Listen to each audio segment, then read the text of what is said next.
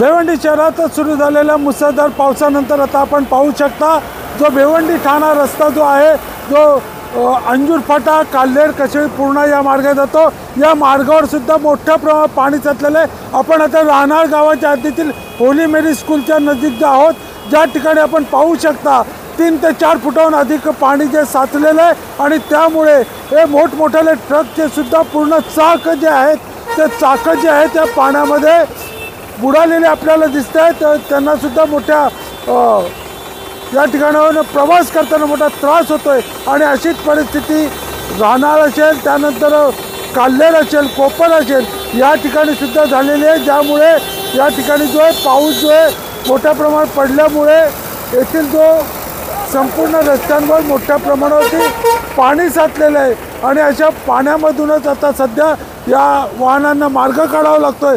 आपण जर पाहिलं तर हा जो पावसाचा जोर आहे या ठिकाणी वाढलेला आहे आणि त्यामुळे भिवंडी शहरातील भिवंडी ठाणा हा जो जुना रस्ता आहे त्या रस्त्यावर सुद्धा मोठ्या प्रमाणावरती पाणी साचलेलं आहे।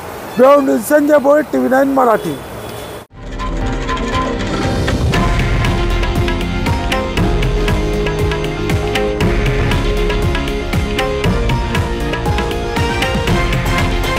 हे आहे देशातील नंबर 1 न्यूज नेटवर्क आणि आपण पाहत आहात TV9 मराठी, एकमेव।